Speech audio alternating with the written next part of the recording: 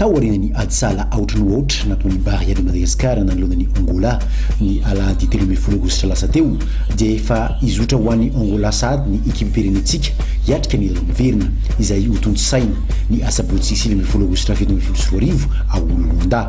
Ny talata lasa teo no nananga ny Bahia de Madagascar tamin'ny iraika ambin'ny folo ora dia efa tonga teny amin'ny serana mpiara-manidina iraisam-pirenena Ivato izay délégation ahitana mpilalao 20 staff teknika efatra izay misy ny mpanazatra mpanampy ny mpanazatra ny mpiandry satikazo ary ny dokotera ary farany ny chef de délégation.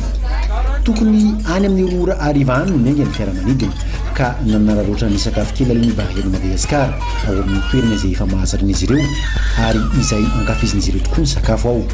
Fotoana izay nanararotana nanontaniana ny staff teknika sy ny mpilalao sasany ny fahitan'izy ireo any ola miverina amin'ny asabotsy sy ny folo aogositra io. Tanjona hatramin'izay zany dia ny qualification dia zay ny diany any dia mahazo matoky fa qualifié tsika.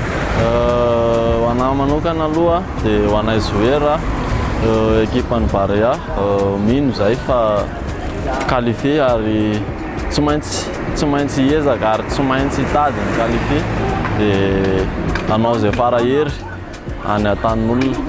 Rehefa vita ny sakafo dia niverina teny amin'ny serana mpiara-manidina indray ireo mpilalao. Tsy tonga dia nitsofoka fa nanararoatra nakanakarivotra toy ivelany. Nararoatra ny mpilalao ihany koa isorana ny malagasy izay tonga maro nanomanan'izy ireo ny alahady lasa teo.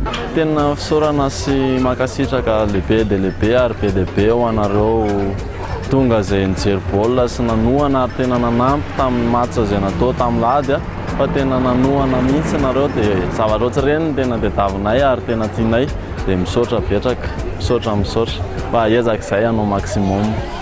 Hita ho efa mieritreritra lalina sady ny milalao miverina amin'ny asabotsy io ambony ny fanantenana ho an'ny Bahia de Madagascar alohan'izany fotoana izany.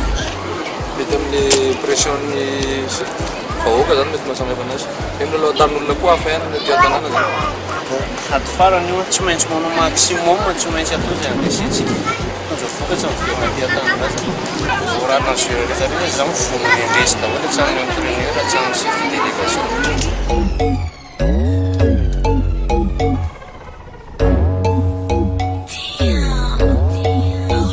Anisan'ny zava-baovao an'i Bahia de Madagascar ihany koa ny fanatonan'ireo mpakafy izay na eny amin'ny serana mpiara-manidina ary dia tsy misalasala manatona n'ireo mpilalao mangataka autographe toy ireny any ampitan-dranomasina ireny mihitsy.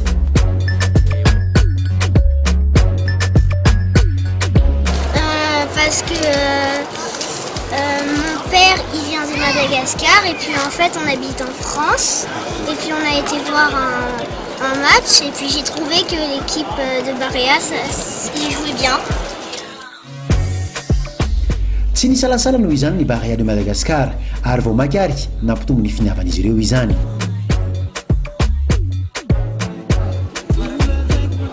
Ny mpilalao dia mahatsara tena mba sambatra ihany zay amin'ny vokatra sady manao zavatra tsara koa ny Bahia de Madagascar dia normalement zany mpakafy manatona ho azy ny mpilalao.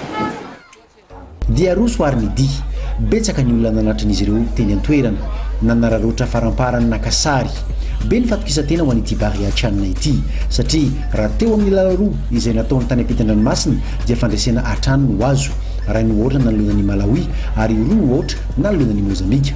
Fantatry ny Bahia de Madagascar tsara ny enjeu ny lalao amin'ny asabotsy io tsy lalao toy ny lalao rehetra fa lalao ho an'ny tantara.